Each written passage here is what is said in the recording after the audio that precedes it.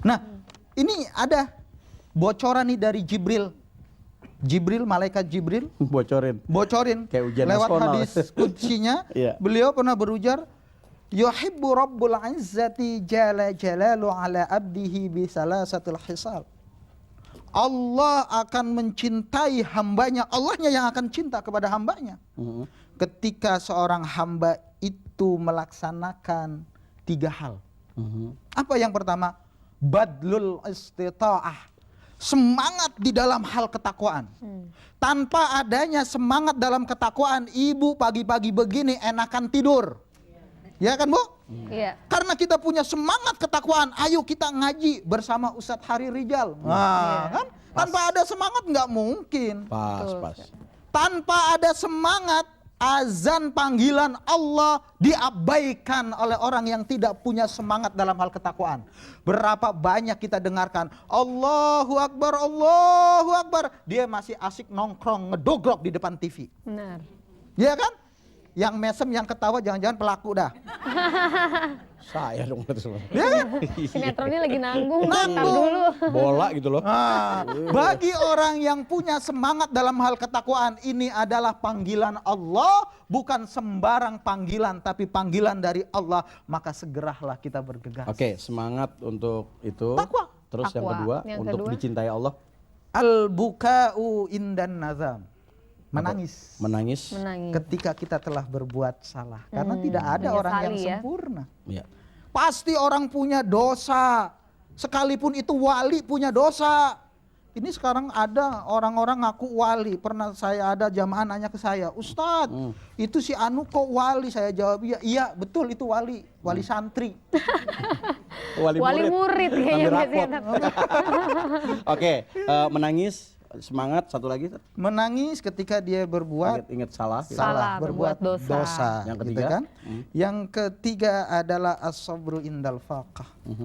Sabar ketika kita mengharapkan sesuatu tidak kunjung belum Allah berikan kepada kita. Sabar.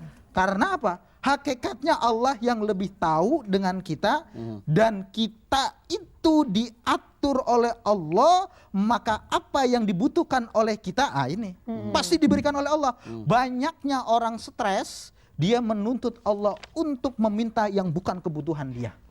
Iya, betul. Bocoran ya Bunda ya. Kebutuhan akan dijamin oleh Allah, tapi keinginan kita belum tentu Allah berikan. Banyak orang adalah menuntut keinginan tapi bukan kebutuhan. Karena keinginan, iya, bukan berarti kebutuhan ya. Oh, Jadi iya. aku sama suami harus sabar karena belum dapat anak keturunan. Tapi iya. tetap minta doanya ya. Insya Allah. Dan tetap semangat. Iya dong. Semangat. Insya Allah. Jangan banyak menangis. Iya. Selanjutnya nih mungkin Selanjutnya. Bunda ada yang ingin bertanya. Udah Bunda, boleh ya? Oke, alhamdulillah. Silakan dari Silakan Anita Bunda. Rahman ya. Assalamualaikum warahmatullahi wabarakatuh. Waalaikumsalam warahmatullahi wabarakatuh. Nama saya Hajah Rosnani dari Majelis Taklim Anita Rahmaniyah, Cengkareng, Jakarta Barat.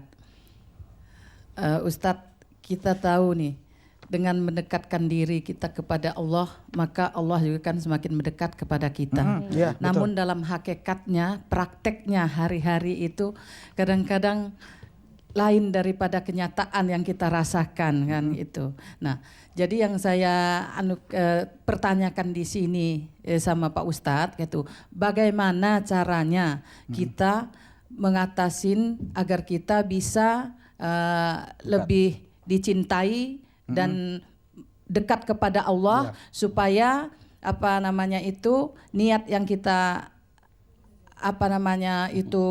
hayalkan mungkin bisa diridhoi oleh Allah Subhanahu wa taala. Itu aja Pak Ustadz.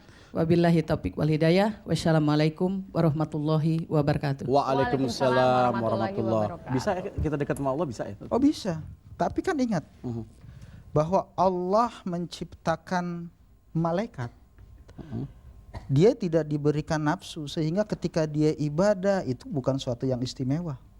Tapi ketika Allah menciptakan manusia, ya kan, dan juga menciptakan setan, manusia disuruh oleh Allah untuk selalu beribadah, untuk selalu taat kepada Allah, tapi ada peran serta setan. Iya. Nah, yang bikin kita jauh dari Allah adalah ulah-ulah setan. Nah, Itu jangan ngeliat saya terus dong. Ulah-ulah setan. Jadi pertanyaan Bu Haji tadi yang membuat kita tidak dekat dengan Allah yaitu setan itu. Permasalahannya begini Bang Coki. Iya. Kalau setan yang berbentuk setan ya a'udzubillahi minasyaitonirrajim kabur sudah. Cabut, pergi. Tapi kalau yang susah setan berbentuk manusia. Iya kan? Dibacakan ayat kursi kagak pergi. Perginya di mana? Ditimpuk pakai kursi baru pergi. Nah Ustadz menyiasatinya gimana nih? Nah, kalau kita mensiasatinya adalah Ketemu manusia yang berwujud setan. ya bukan ketemu manusia yang berbentuk setan. Kita membentengi diri kita dari godaan setan. Ya. Apa yang pertama? Yang pertama adalah al-masjidu hisnun. Masjid. Masjid adalah benteng kita dari godaan setan. Bukan fisik masjidnya loh. Nilai-nilai kemesjidannya ini yang mampu membentengi kita dari godaan setan. Contoh, ketika kita masuk masjid, maka kondisi kita harus dalam kondisi yang bersih. Suci. Sifat bersih inilah kalau kita lestarikan dalam kehidupan yang konkret, maka kita terhindar dari godaan setan. Ngomong yang bersih, mencari nafkah yang bersih, berbuat yang bersih. Ini nilai-nilai kemesjidan. Yang kedua coba, dari masjid ketika kita masuk dalam masjid sholat, Allahu Akbar. Allah Maha Besar. Berapa banyak orang yang lafadz sholat kalimat Allahu Akbar terlontar dari mulutnya. Allahu Akbar, Allah Maha Besar. Tapi dalam perilakunya bukan Allah yang besar, tapi jabatan yang diutamakan. Harta yang didulukan. Maka kalimat Allahu Akbar ini nilai dari kemasjidan. Yang kedua, biar kita terhindar dari godaan setan. Pertanyaan Bu Haji itu yaitu qiraatul Quran. Membaca Al-Quran. Membaca Al-Quran. Iya. Kalau tadi kan baca ayat kursi, setan kabur kan? Tapi kalau setannya berbentuk sejenis kayak Bang Coki, timpuk pakai kursi kan? Berat. Bengkak. Iya. Membaca Al-Quran artinya apa? Bukan sekedar dibaca. Tapi memang Al-Quran ini kita hayati, kita praktekkan sehingga perilaku kita adalah perilaku yang mencerminkan Al-Quran. Sehingga setan kalau kita Al-Quran mana bisa dia menggoda kita. Al-Quran bilang haram, walaupun setan bilang halal, kita tetap Al-Quran yang kita pilih. Iya, cuma permasalahannya di sini Bang Coki. Ya. Ini kan dilema kita. Kehidupan kita sehari-hari, kadang-kadang Al-Quran dikesampingkan dengan bacaan-bacaan yang lainnya. Sehingga orang Betawi dulu pernah bilang ya. Dulu tiang listrik dari beton, sekarang tiang listrik dari besi. Kebalik ini pantun. Kebalik. Dulu Besi tiang dulu. listrik dari besi, sekarang tiang listrik dari beton. Dulu habis maghrib pada ngaji, sekarang habis maghrib pada nonton sinetron. Nah itu kan. Putri yang ditiker itu ya. Iya benar-benar. Al-Quran sudah dikalahkan dengan yang lainnya. Mestinya apa? Ayo kita sebagai umat yang mengaku dirinya Islam, Allah Tuhannya, Muhammad Rasulnya, Al-Quran kitab sucinya, baca tiada hari tanpa bacaan Al-Quran. Dan yang ketiga, ini biar lebih singkat lagi, yaitu apa? Benteng kita dari godaan syaitan, dia zikir. Zikir itu kan artinya ingat kepada Allah. Ketika kita ingat kepada Allah, maka tidak ada yang diingat lain selain Allah, Allah, Allah, Allah. Orang yang berbuat maksiat itu ketika itu dia tidak lupa, dia tidak ingat kepada Allah. Orang yang mau korupsi pada titik itu yang ada di benaknya apa? Duit, yang penting gua kaya.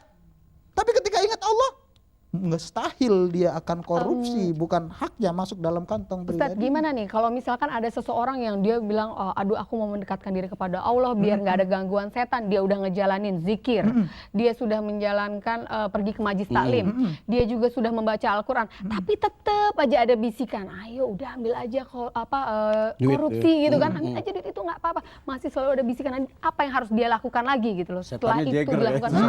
mungkin agak kuat gitu kan. Iya, hal-hal seperti itu artinya apa? Ketika kita sudah merasa maksimal berbuat seperti itu, lantas masih ada bisikan dan kita tidak kuat menahan bisikan, berarti usahanya belum maksimal. Maka kuncinya adalah ketika mencari kita mau mendapatkan kebahagiaan, maka seriuslah dia untuk taat kepada Allah. Tuh, Pril. Jadi kalau masih harus bisik-bisikin berarti artinya kurang serius. Iya, kurang serius. Ukurannya itu ya. Kalau Seperti masih ada itu. bisikan berarti masih gagal. Iya. Masih gagal. Bukan masih gagal, artinya apa? Bisikan Belum ada. optimal. Tapi ketika kita serius, maka kita akan abaikan bisikan-bisikan itu. Contoh Mas Coki. Ya, siap. Mas Coki udah nikah belum? Udah dong. Nah, ketika mau Alhamdulillah. pacaran, ketika pacaran nih, mau berkunjung, apel ya bahasa anak Iya, muda ya. betul. Berkunjung ke rumahnya calon istri. Pacarku 5 langkah lebih dekat. Oh, jangan 5 langkah lah. Tetangga. Itu karena memang serius, dia Pacarku punya 5 tujuan mau ke rumahnya dia. Ada godaan-godaan di jalan, lewat dia. Karena Lewat. serius, fokus akan dia. Ban bocor pun pakai motor Hujan. gitu kan? Hujan. Ban bocor lah, kan motor dua-duanya bocor nih. Karena saking seriusnya, itu kagak dituntun motor, dipanggul. Lebay. Bunda yang Iya, Bunda puas ya Pak Ji ya? silakan. Udah ya, udah saya. Ya, silakan April. Silakan Bunda ingin bertanya. Assalamualaikum warahmatullahi wabarakatuh. Waalaikumsalam warahmatullahi wabarakatuh. Nama saya Ibu Raudhoh dari Majelis Taklim Darun Najah Ulu Jami Jakarta. Yang saya tanyakan Ustadz, bagaimana hidup kita ini selalu galau dan kurangnya keberkahan, kenyamanan karena banyak dosa-dosa kita. Kita tidak terlepas dari dosa-dosa. Bagaimana Ustadz, yang saya tanyakan, bagaimana caranya untuk membersihkan dosa-dosa kita agar kita Amin. hidup dalam keberkahan, Iya, Amin. bagus pertanyaan. Amin, Bunda. Masya Allah. keberkahan dalam hidup Bunda. kita. Seperti itu pertanyaannya, namanya bagus sekali ya, Bunda Rauda. Assalamualaikum warahmatullahi Waalaikumsalam. wabarakatuh. Waalaikumsalam warahmatullahi April, wabarakatuh. Tadinya aku sangka yang galau anak muda aja gitu. Iya, ternyata Tertib, ibu Bunda-bunda juga galau. Iya. Silakan Gimana Tat. nih, Tat? Iya, galau dengan dosa-dosa yang Dosa-dosa yang diperbuat. Tidak ada manusia yang maksum kan? Iya. Pasti berbuat dosa, entah itu dosa kecil maupun dosa Besar. besar. Ya Sengaja maupun sederhana aja. Tidak ada dosa kecil kalau diikuti dengan istighfar. Ingat Bu, istighfar, bukan istri 4. Nah, Tidak ada dosa kecil kalau diikuti dengan istighfar. Dan tidak ada dosa besar kalau diikuti dengan taubatan nasuha. Namun sebaliknya pun begitu. Tidak ada dosa kecil kalau kalau kita dilakukan terus-menerus.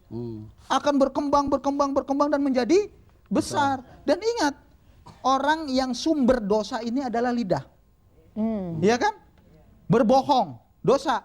Ketika kita berbohong sekali, maka cara menutupi kebohongannya dengan cara berbohong lagi. iya. Menyusul bohong berikutnya. Bohong berikutnya sehingga semakin membesar sehingga pinter kalau misalnya ada kalimat salamatul insan fi hifdil lisan. Selamatnya manusia adalah terletak di mana dia, kepiawaian dia, kepandaian dia menjaga lidah. Kasih contoh konkret, Tat. Yang mana tuh? Yang kalau orang berbohong pasti menyusul berbohong. Oh iya, Pasti itu ya? Bang Coki, Iya. misalnya gini kan, Bang Coki, Iya. semalam dari mana? Misalnya Bang Coki bininya 2, tapi ngaku sama bini pertamanya atu. Saya harus amin apa harus wow? Harus wow apa harus amin gitu. Harus wow sambil bilang salto. Misalnya 2 misalnya. Misalnya 2 kan, tapi Wow. bini pertama nggak tahu kan Nggak tahu. bahwa Bang Coki bininya udah 2. Ya, Nah, harus begitu dong. jangan. Jangan dong yang diridhoi. Silahkan tebar cinta di mana saja, namun jangan sakiti hamba Allah satupun, karena itulah orang yang benar-benar beriman. Masya Allah. Indah banget kalimatnya. Tebar cinta Gitu ya. di mana saja tapi jangan sakiti mereka. Iya, nggak boleh tuh kalau Nggak dalilnya. boleh, tebar cinta. Woi, saya di majelis taklim Ibu ya, sering senyum kan? Tapi ingat, cintaku hanya untuk seorang yang ada di rumah yang menantiku. Ya, tapi Ustadz banyak yang menjawab ya, kenapa nggak mau di Madu? Kan di Madu itu jalan satu-satunya menuju ke surganya Allah. Salah satu jalan Iya. menuju ke surganya Allah. Curhat colongan. Nah, oh, ya enggak kali, suami aku nggak begitu. Insya Allah nggak begitu. Cuma banyak beberapa orang yang aku dengar berbicara seperti itu. Ini kan salah satu jalan, jadi ikhlasin aja loh. Ayo Tat. Iya. Artinya begini loh. Rasulullah Shallallahu Alaihi Wasallam Wasallam pernah mengingatkan kepada kita semua, khairun nas ahsanuhum khuluqan wa khiyarukum li ahlihi.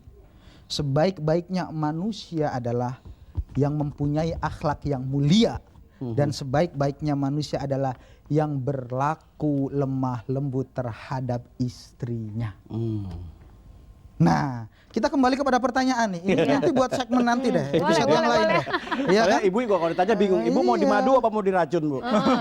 Bingung. Madu Apa maunya. Iya, Lanjut. Lanjut. Jadi tidak ada dosa besar kalau kita diikuti dengan taubatan nasuha. Nah, namun dalam keseharian kita ada perbuatan-perbuatan kita yang mampu merontokkan dosa-dosa yang kita lakukan. Apa yang pertama? Yang pertama itu isbahul wudu. Sempurnakan wudu kita. Wudu kita kan ketika kita mengusap muka kita, dosa mata rontok. Amin. Iya kan? Dosa hidung rontok. Termasuk ibu-ibu nih, kalau ada masakan dari tetangga yang enak diendus. Gitu kan? Iya kan? Sehingga jadi fitnah. Loh, perasaan dia tidak dia tidak dapat daging kurban. Kok ada embek? Dia baunya gula ya? Jangan-jangan dia nyolong ya. Ya Allah, itu dosa. Dosa hidung kan? Ini ketika wudhu rontok dengan mengalirnya air wudhu, masa dosa-dosa kita rontok. Begitu juga dengan tangan, kaki, semua anggota badan kita yang dilumuri dengan air wudhu, maka ikut rontok dosa-dosa kecil bersama mengalirnya air wudhu. Isbahul wudhu yang pertama tuh. Iya, Jadi ibu kalau wudhu yang sempurna. Sempurna ya, Bu. Ya Bu ya. Insya Allah. Dan yang kedua itu mampu merontokkan dosa. Ini bisa kita lakukan setiap hari. Yaitu aklul aqdam ilal jamaah.